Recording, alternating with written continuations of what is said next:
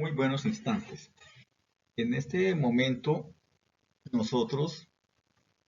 la doctora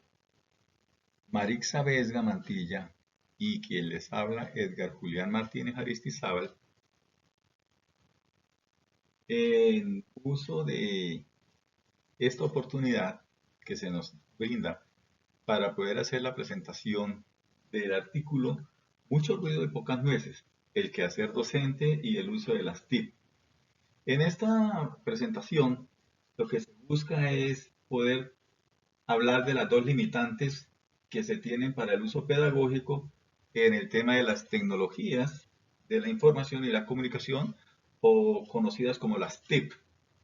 En primer lugar, en el aula, y esto tiene que ver con la disponibilidad de los recursos. Y en segunda, es la formación del docente para el uso de las TIPS y poder mejorar su presentación en el aula de clases. Estos son unos desafíos, al mismo tiempo preguntas para la generación de estrategias que integren las TICs en el aula.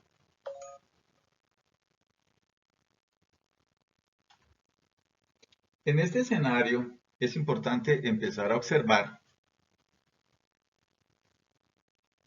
cuál es el apoyo que tienen los estudiantes y los docentes,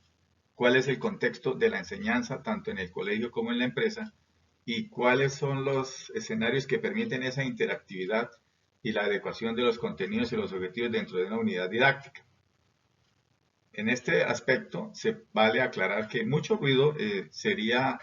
verlo desde el educador ideal, aquel educador que está actualizado, aquel educador que tiene competencias, que tiene pedagogía, que tiene liderazgo y desarrollo escolar, que está constantemente innovando, está haciendo simulaciones y hace uso de recursos digitales, educativos digitales. Al mismo tiempo, el tema de las pocas nueces es aquella disponibilidad que está muy limitada, donde hay una formación docente que no tiene una apropiación de herramientas y tiene un poco uso de pedagogía y poco manejo de las TICs.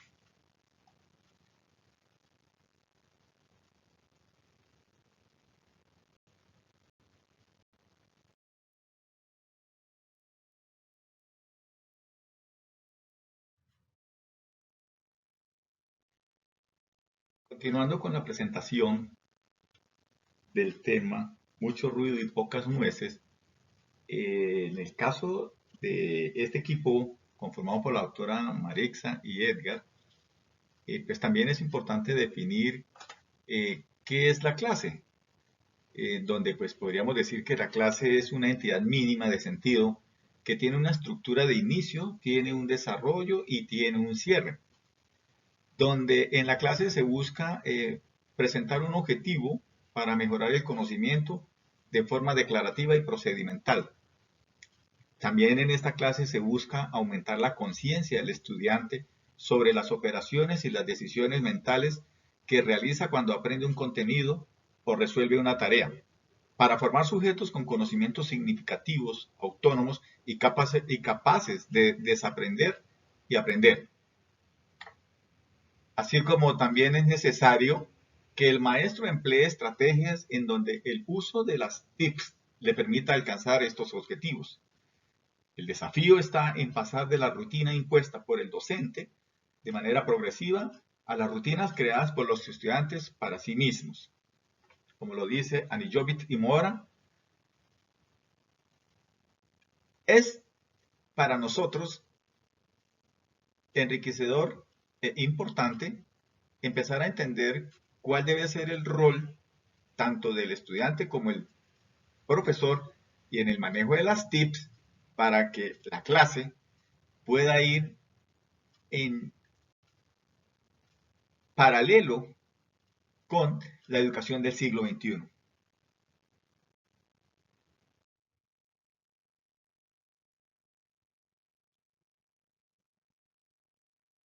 Continuando con el análisis del artículo Mucho ruido y pocas nueces, se requiere también que el docente tenga o pueda observar qué es lo que se requiere para una muy buena comunicación en el uso de las TIPS entre el estudiante aquel alumno que está muy avanzado en el uso de las tecnologías y el profesor que debe ir en línea con los estudiantes, ya que el estudiante poco a poco o paso a paso ha venido desarrollando y solicitando implícitamente que los profesores nos vayamos adaptando en ese escenario de la comunicación en tecnologías. Pero para eso se requiere que se busquen alternativas novedosas para la selección, para la organización y distribución del conocimiento escolar, donde estén asociadas al diseño y la promoción de estrategias y la instrucción cognitiva.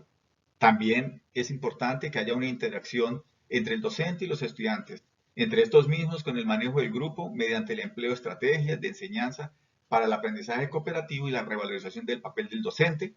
como transmisor del conocimiento, guía o facilitador del aprendizaje, también como mediador de él. Es importante también como enfatizador del papel de la ayuda pedagógica que presta reguladamente a los estudiantes. Como también es fundamental que se observen los procesos psicológicos implicados en el aprendizaje. De mucha importancia también que se tenga en cuenta los mecanismos de influencia educativa susceptibles de promover, guiar y orientar dicho aprendizaje en el aula de clase.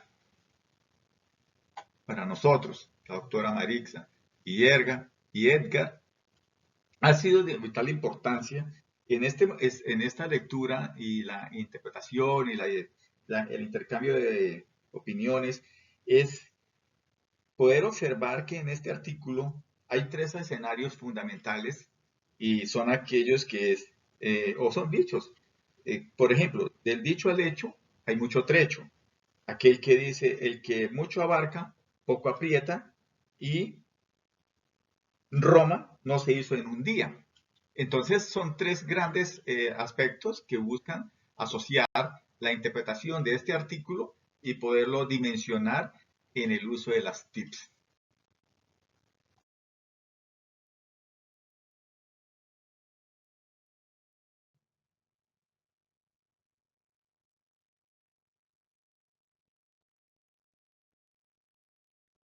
Dentro de la construcción del conocimiento escolar, en la lectura del artículo, mucho ruido y pocas nueces, cuando se decía, del dicho al hecho hay mucho trecho, el que mucho abarca y poco aprieta, y Roma no se hizo en un solo día, entonces decíamos que las sugerencias hay que también tener presente aquellos procesos innovadores en la enseñanza-aprendizaje, donde se podría observar, a título de ejemplo, el aprendizaje colaborativo en línea, la gamificación en el aula digital, las herramientas de creación de contenido, el Flip Classroom o aula invertida y los aprendizajes basados en proyectos con las TIPS.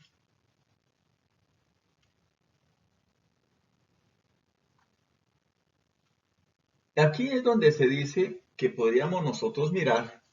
eh, en el caso de Roma no se hizo en un día, en un solo día, eh,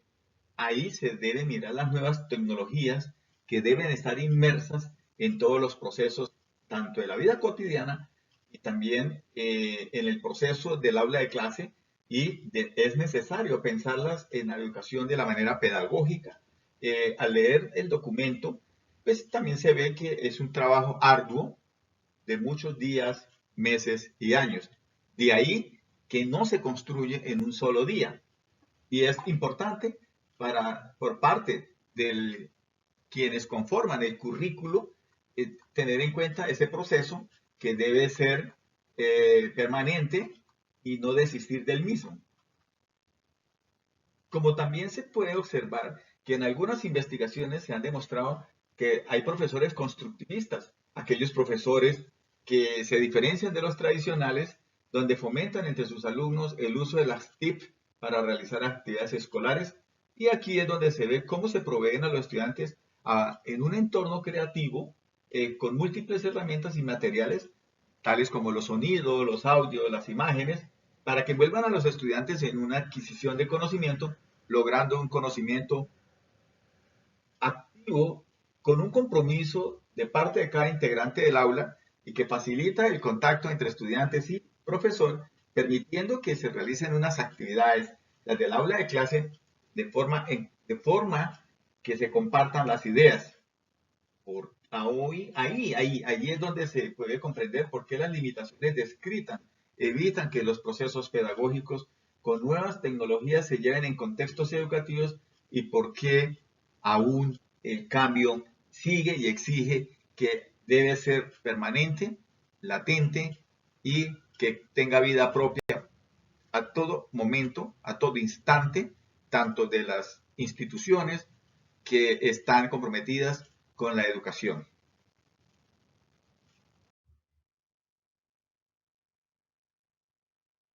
También se puede observar en este tema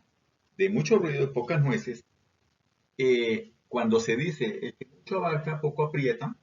la formación docente,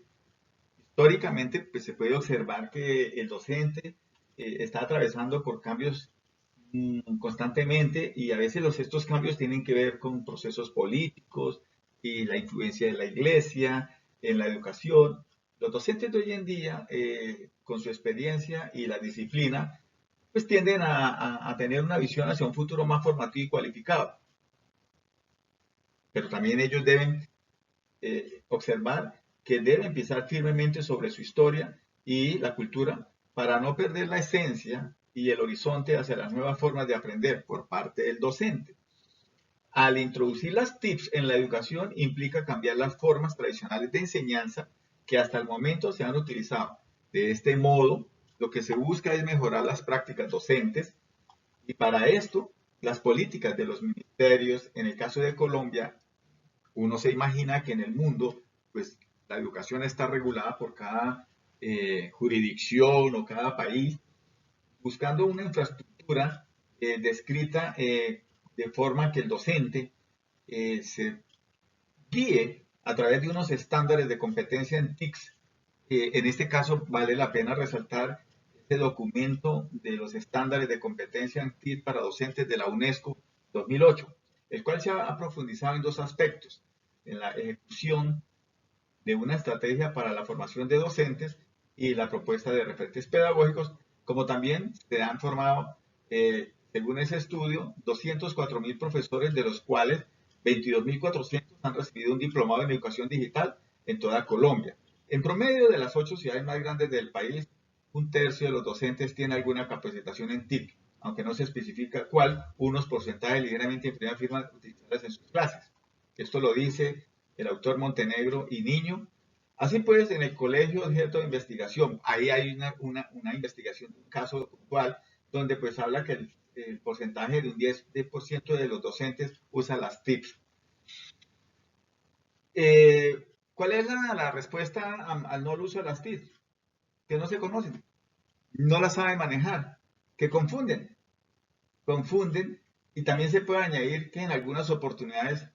los docentes no manejan exactamente las herramientas como deben ser. Con todo esto, en este artículo lo que se invita es a todos los docentes